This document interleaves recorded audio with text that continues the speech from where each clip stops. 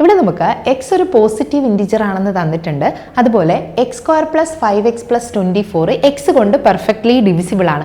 അങ്ങനെയുള്ള എക്സിന് എത്ര പോസിബിലിറ്റീസ് ഉണ്ടെന്ന് ഫൈൻഡ് ഔട്ട് ചെയ്യണം. സോ ഇവിടെ പറഞ്ഞിരിക്കുന്നതിൽ ഈ X square plus 5x plus 24 first രണ്ട് ടേമിലും നമുക്ക് എക്സ് ഉണ്ട്. സോ അതെന്തായാലും എക്സിന് നമ്മൾ ഏത് വാല്യൂസ് ചൂസ് ചെയ്താലും ആ രണ്ട് ടേമും എക്സ് കൊണ്ട് ഡിവിസിബിൾ ആയിരിക്കും. ഇനി നമുക്ക് ബാക്കിയുള്ളത് 24 ആണ്. സോ നമുക്ക് സെലക്ട് ചെയ്യാൻ പറ്റുന്ന എക്സിന്റെ വാല്യൂ എന്ന് പറഞ്ഞാൽ 24നെ എക്സാക്ട്ലി ഡിവൈഡ് ചെയ്യാൻ പറ്റുന്ന നമ്പേഴ്സ് ആയിരിക്കണം.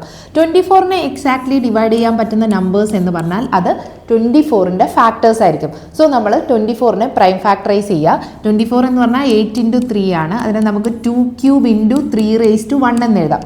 ഇനി നമ്മൾ ടോട്ടൽ നമ്പർ ഓഫ് ഫാക്ടേഴ്സ് കാണാൻ പ്രൈം ഫാക്ടറൈസ്ഡ് ഫോമിലെ എക്സ്പോണന്റിനോട് 1 ആഡ് ചെയ്ത് മൾട്ടിപ്ലൈ ചെയ്യുക. സോ ഇവിടെ 3 ആണ്. 3യോട് 1 ആഡ് ചെയ്താൽ നമുക്ക് 4 കിട്ടും. ഇൻറ്റു 1 + 1 2.